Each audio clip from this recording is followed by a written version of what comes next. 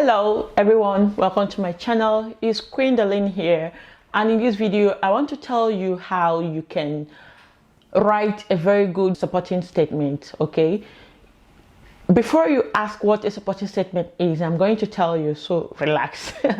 Supporting statement is simply a statement backing up your application. You use it when you are applying for a job. So what are you supposed to write in this supporting statement? Before I go into what you're going to write in your supporting statement, I want to let you know that good supporting statement increases your chances of getting a job overseas, irrespective of your qualifications. This is where you tell us who you are and what you are. In every job application, you always attach, especially when you're using track.jobs. I made a video on how to look for a job. It's in the, I'm going to leave it in the description down. I'm going to leave the link. So if you are obviously looking for a job, you need a good supporting statement because you are applying from outside the UK. Sorry, this is if you're looking for a job in the UK, okay? So you're applying from outside the UK, so they want to know what you are and what you do. Most jobs you're looking for in the UK, there's always warns that you don't even meet up. I mean, you don't meet the criteria. Leave those ones. And for the ones you think you meet up with the criteria, that is where you have to write a very good supporting statement, because a lot of people are looking for a job. I mean, a lot of people from different countries, Africa, Asia, a lot of places, they are trooping into the UK, they are moving into the UK. And it is your supporting statement that sells you out. So it's just like selling yourself. It's just like when you come for an interview, they have to read this supporting statement before even inviting you for an interview. So don't say, I'm going to say it in the interview. No. Is it not when you have to get an interview invitation first before you speak, innit? Supporting statement is just like a statement selling yourself. A statement saying everything about you. So I'm going to tell you how to write a good supporting statement. I'm going to tell you what you should include in this supporting statement. You should include your work experiences, all your work experiences, but you have to narrow it down to the kind of job you are applying for. I'm going to give you an instance. So if you're a nurse and you are an A&E nurse, you work in A&E department in Nigeria, for instance, and you want to apply in A&E department in the UK, you see, it's actually easier for you to apply for an A&E job in the UK because you are in the A&E, and this is what you are going to write in your supporting statement. That is your job experience. You're going to tell them you've worked in A&E department, and this is the kind of job you do. This is kind of experiences you have seen, okay? And another instance is if you're working in A&E department in Nigeria and you want to work in orthopedic. Let's say the job you see in the UK is in the orthopedic ward, and that is what you met the criteria and you want to apply. So you have to sell yourself out for them to be able to employ an A&E nurse in the orthopedic ward, and it's actually quite easier. So what you have to say, remember we are still talking about job experiences, so you have to narrow it down to these orthopedics. For instance, you've worked, I'm going to give an instance, you've worked, okay, I'm using myself, I have worked in A&E department where I have encountered a lot of orthopedic cases like fracture of the leg, fracture of the femur, like, you know, you mentioned them, telling them you have actually experienced orthopedic cases. So let's say you are in the orthopedic department and you want to go to the theater. So you can say, I work in orthopedic ward, and I've been able to encounter surgical cases, been able to prepare patients for orthopedics, for surgeries, and I've able to nurse patients post-operatively. You can even mention the kind of surgeries they undergo in your ward. So what I'm trying to say is you're going to narrow your work experiences down to what the job is about. And how do you even do this? You have to do this by reading the person specification in this application. So obviously, apparently, every job you see, there is always a person specification and job description. I said it in the other video. So when you go to the person specification, you're going to see what the kind of person they want.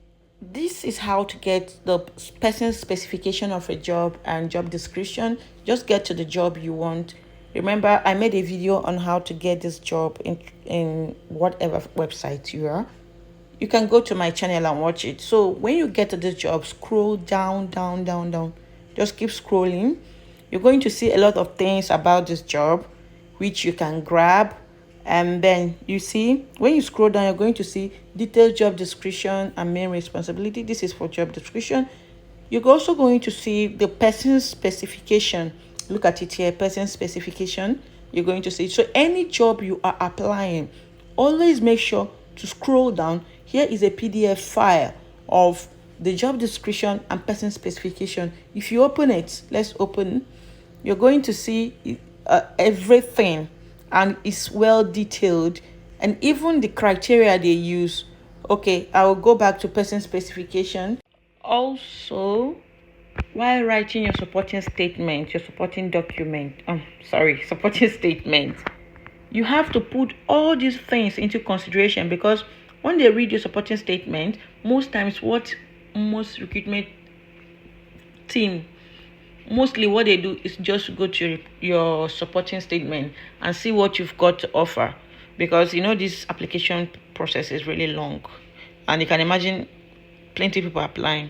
So you have to make your supporting statement really nice. Okay, so you're going to go look at person specification now. Undertake wide experience during training in an acute setting. So this particular job is for emergency, and you see what one of the things they mentioned, able to demonstrate clinical. So in writing your supporting statement, you have to note that you have all these qualities mentioned here, mentioned in experience and knowledge. With the experiences, with the personalities, that is where you're going to form this your supporting statement. Okay, so your job experiences, number one. Number two, you're going to tell them your personality. Now, nobody wants to employ someone who doesn't learn easily. When you're teaching you something, you have to repeat it over and over and over and over and over again. Do you understand? Nobody wants to employ such a person. So in this case, what you have to do is you have to tell them you are not such person. Nobody wants to employ a very disobedient person. You know that. Nobody wants to employ someone without a team spirit. Nobody wants to employ someone who cannot take decision on of their own. Take decision on their when they are left alone. Nobody wants to. You understand what I mean? These are personalities you should include. So you should be able to tell them that you have a good communication skill, because obviously you have to have a good communication skill in apparently every work you are going to do. You have a good communication skill, you have a good interpersonal skill, interpersonal relationship skill, you can work very fast, you can work under pressure. All those things you say when you go for an interview. Exactly, that's just what you have to just write it, tell them. And again, the third one, you have to let them know you are proficient with your English. So obviously, if you're applying from outside the UK, you must have passed your IELTS. So tell them you've passed your IELTS and your CBT. If you have any other qualification, you let them know. But just let them know you know how to speak English. Because you're coming to England, it's an English-speaking country. So obviously you have to speak English, and you have to be good in speaking English. Okay? Another thing is you have to also include any other thing you think that is necessary, that is your selling point. Your selling point, maybe let me leave nurses now. So let me talk about a company employing heavy duty, employing people that can work in factories and places they carry heavy duties, you should be able to sell yourself like you can do this, you have done it before. These are the things you have to put in your supporting statement. This is just like blowing your trumpet. You know when they say you don't blow your trumpet, you allow somebody to do it for you. That's a lie. When you are writing a supporting document, when you're writing a supporting statement, you have to make sure you sell yourself. And I'm going to use my example, like I'm going to use a mistake I made. I got someone's statement, supporting statement, and I edited it and put mine. I'm telling you, I used this supporting statement. I kept editing it to suit in, I kept editing it, and at the end of the day, I wasn't getting the job. The truth is, you can get someone to write it for you.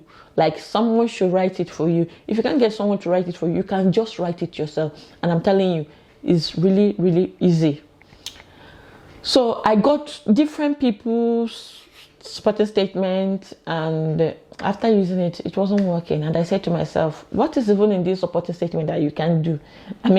What is in it? So what I did was, I used these processes, these steps I told you, and I was like, even if it's just 2 paragraphs, that's okay for me. But the truth is, supporting statement is always long. You don't have to make it long. You just have to get the point. But the truth is, in getting the point, the more you get the point, the bigger it is. I decided to write mine myself. So I was like, it's just going to be a few paragraphs. I don't mind. And then I started applying for this job. I used myself and I started typing. And before you know it, honestly, I wrote more than the ones they have given me. In paragraphs and in words. It was really much. I was like, and I have not even finished writing. Okay, so this is just what a good supporting statement should be. Also, include the fact that you are willing to obey and work in a professional manner. They want professionalism. You should also be able to adapt and work with their rules and their core values. These are all the things you have to include in your supporting statement. And when you include these little things, I'm telling you, you're going to get your job. Always make sure that this job is for you. Don't just apply. You can't say about 7 jobs and you start applying. You're obviously not going to get it. Even if you get the best supporting statement, you won't get it. So always make sure this job is for you. Okay? Read this job specification and then you know it's for you. For those who are not healthcare professionals, if you want to write a very good supporting statement, follow these processes I have mentioned and narrow it down to the kind of job you are trying to apply for. If you are trying to apply for a site engineer or even a IT personnel, you should be able to tell them your experiences in the IT field, what you can do in the IT field, your principles, your core value, and even relate it with their own core values. And this way, you're going to write a good supporting statement. And I'm telling you, you're going to get this job. You know one problem with bad supporting statement? The thing is, it doesn't sell you well. Yes, it's just like selling yourself, and it doesn't sell you well. And they have to read it first before they even invite you for an interview. So you don't want to mess it up, right? Okay, thank you. Just remember to subscribe to this channel. I'm going to bring you more things. And remember, my channel is about nursing, travel, and other things. Thank you, and